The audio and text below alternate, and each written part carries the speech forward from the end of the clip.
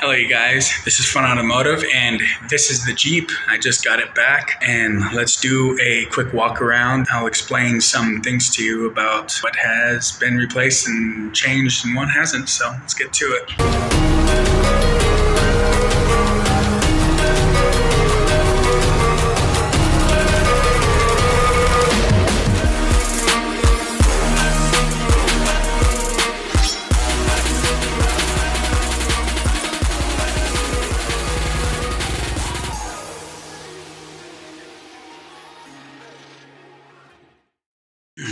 Here it is, you guys. As you can see, it's got a leak coming down. It hasn't leaked before. This is the first time since I got it back that it actually obviously leaks, you know. Common things, it happens. I haven't really looked in and investigated into it yet, but it looks like the oil pan gasket may be going. And yeah, some things that has changed. He painted these hooks red in the front. I may leave them. I may paint them back. I'm not sure. Everything else still looks good. The headlights actually still look perfectly fine. I would expect them to look a little foggy, but none of them look foggy. They look quite good, actually. Now, I don't got the right battery at the moment. This is a new battery, but the terminals are too short to reach. When I flip it the right way, when I flip it the right way, the positive's on negative, negative on positive side. Like I said, wires ain't long enough to fit. Anyways, it ain't even big enough to fit in the tray, which is no big deal. I'm happy that the seller was able to give me this anyway so I can get the vehicle started and run some things through with that. Now, everything else on the vehicle still looks just the same. Everything's good. Just the same as it was when I had it. A little bit more stickers, but same everything. Still looking good. He did put this badge on that I like. I really do like that badge. Engine wise, it's got a check engine light. It's got a bad alternator. Alternator shot. Yeah, I think that's it. The oil's good in it. Everything's tip top other than bad alternator and a power steering leak. No big deal. He said that the control arms, the upper control arms, he said he was wheeling it and they cracked on him. Both of them cracked. I'm not sure where exact, but they did crack. So obviously he contacted JBA and they did honor their warranty on them, and they sent him a brand new pair and he put them back just the way they were, just the way I had it, with the ball joint underneath control arm for more leveling on the upper control arm.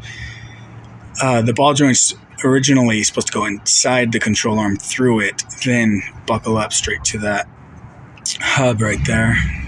But that's the way I'd done it. And yeah, pretty much it just needs a cleaning. I will show you the transfer case in just a sec, but it's got this oil all over the bottom of it. I'm pretty sure it's because the transfer case exploded and then it got all over trying to get it out, I'm sure. But let me show you guys that.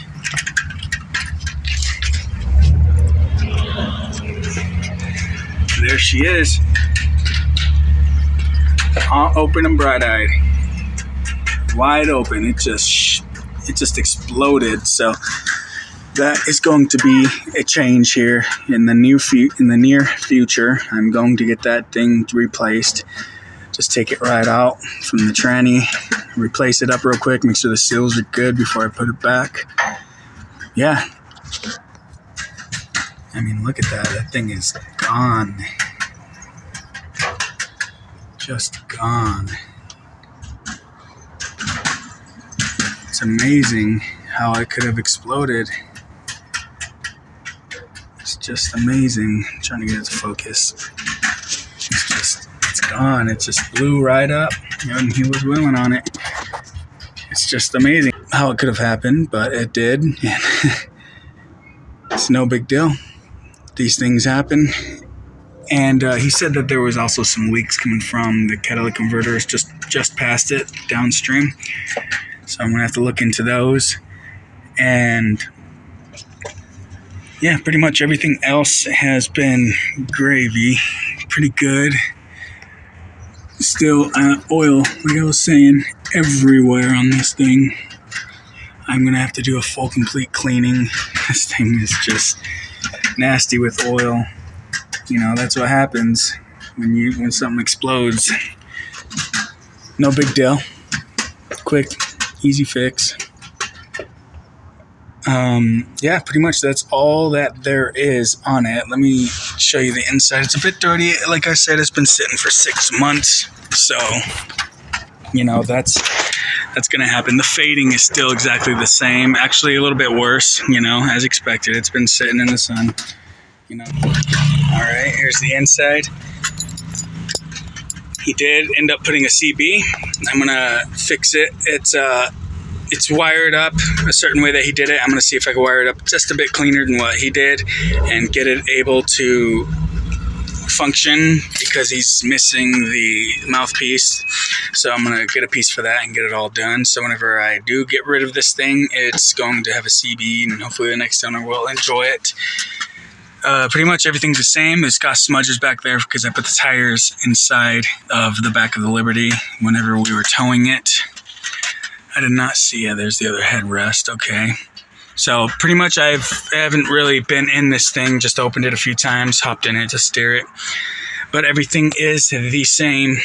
So I was happy that he was able to find the original jack and everything to it, and he even threw in this for the CB, which is nice. Always nice to have one nice, good quality for the antenna for the CB. But yeah, other than that, everything is pretty much the same. I was happy he was able to give me my old hitch back too. That's cool, excellent. But yeah, he only put about 1,000 miles on it, so I'm happy about that. See, there's the oxidation right there. It's gotten a bit worse. No big deal. I'm probably more than likely going to end up painting it all out, getting it all fresh again before I do sell it. But yeah. Now, you see, guys, I'm going to sell this Jeep.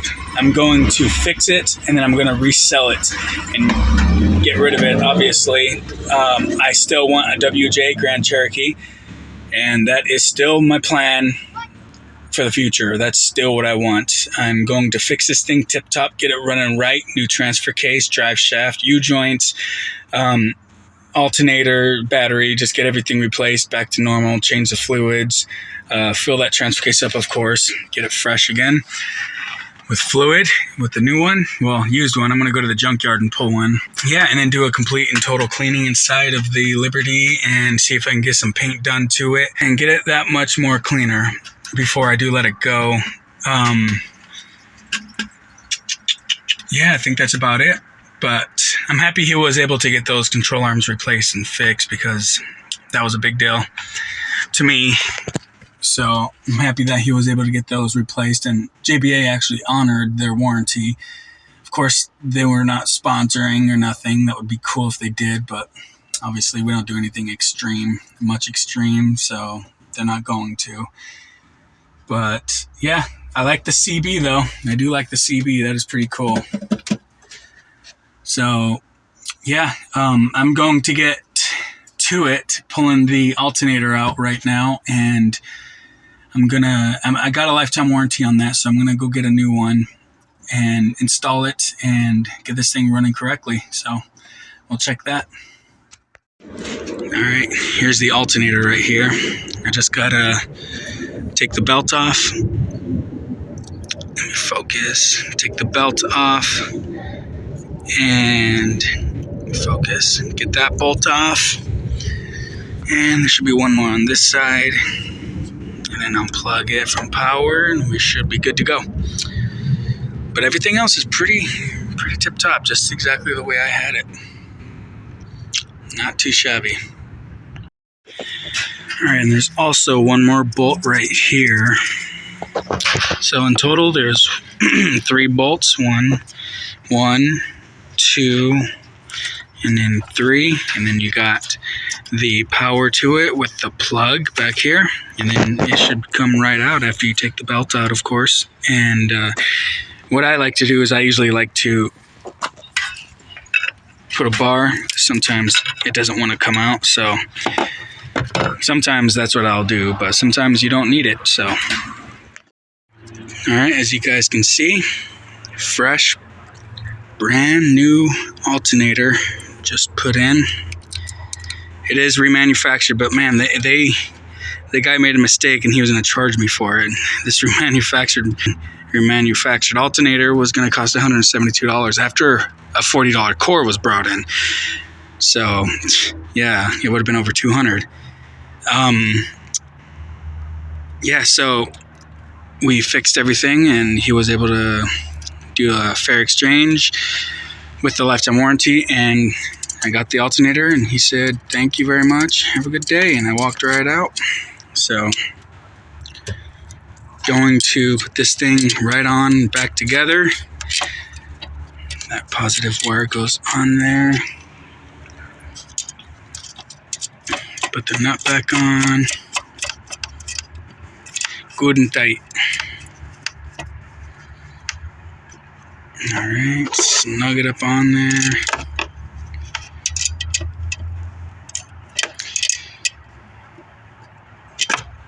Alright, good to go. Throwing the cat back on. And we're set. Now, all we have to do now is bolt the sucker in and throw the belt back on, and we're good to go. And then I'm going to start it and get the original battery I sold him with the Liberty. In the Liberty, I think maybe or maybe not. It could still or still not be good. I don't know. So I'm going to get it started with this. Unplug the battery, because before, when we'd unplug the battery to swap the battery to the new one, the old one, to get it charged, it would immediately die, indicating alternator. Also, the alternator was smoking. Funny plastic smell. Not the first time that's ever happened to me, so no big deal. That's why I got a lifetime warranty in the first place. Now, let me get this thing bolted in and we'll be on our way. Before I go, let me just show you guys. I've got them set up right here from right to left. This very smallest one, right, sorry, I'm doing it through the camera, right here goes in on the side. That's the very smallest one. And then the second from smallest will go on the right side of it, and then the longest bolt will go on the left side, and then you're done. And then I didn't explain before about how to take the belt off is that tensioner bolt. Let me see if I can get that clear and brightened up. There's a tensioner bolt right there on top of my finger now. That you twist it to where you're tightening it, and it'll bring the whole tensioner in, meaning it will give slack to the serpentine belt, and it will be just enough slack to be able to take it off the compressor and the alternator. I just have it dangling there, so I could just pull it right up and over on both sides, right up and over, and be able to get it on quick without having to reroute it. So I'll get back to you guys in a sec. Alright, you guys, it is all back together. Sorry I couldn't show you on camera. It's just so hard to do it with one hand, especially when you're doing the tensioner. Everything is back on. Literally took like 5 minutes getting everything bolted together. Oh, and there's one thing I did forget that I just saw. It's good to go over your jobs before you're done. Just to button up this alternator. There it goes, right there. And nice and tight, everything's good. Alright, so let's get this sucker started, and then maybe I could swap the battery on over and see what happens. So this is so not legit, this battery for this Jeep, but alright, I'll get you guys in just a minute. Alright, you guys, as you can see, everything is good, everything's gravy, everything's running right, everything looks good. I put the original battery back on, it holds a charge nicely. Alternator is perfectly fine. It does have a little bit of a noise coming out of it whenever. So, tiny little bit of a noise, but no big deal. It is manufactured, remanufactured, so yeah. Major exhaust leaks coming out of these cats. Just downstream, just past it. So he did put some of that tape on it for the exhaust, but I'm gonna have to run through it and see what I can do. Maybe put some new exhaust seals in between that exhaust, because I have a few extra seals for that. But yeah, nice, new, running nice. I'm sure I'm gonna have to vacuum and recharge the pump. I'm sure it needs a charge. My plans are, as of this Friday or Saturday, I'm gonna change the oil, probably vacuum, recharge the AC, make sure the battery is good, because I did just run it through a little test and let it sit for a little bit and start it, but that's not long enough. I'm gonna let it sit overnight and see exactly if it's still good or not, if it still does hold a decent charge. If it's sluggish on start, if it does, then it's set for a full charge. I don't know. We'll see. But I do got that spare battery. Thank you guys for watching. I hope you guys enjoyed this video. It's just a little tiny tutorial on how to change the simple alternator. Nothing big, nothing serious, but this truck really needed it because it was shot and dead. I don't know if the last owner knew it was. Probably just from sitting or something. I'm not sure, but it really needed it, and now it came back to life, and it's happy and it's healthy again. I do have a check engine light on. It does run funky, and then it stops, and runs funky, and then it stops. I'm not sure. It could be a million things. So I'm going to run that through my computer and see exactly what codes it throws up, and I'll read it and see what happens. So this is Fun Automotive, and in this, I hope you guys liked this video, and I will catch you guys soon on the next update on the Libby. Goodbye.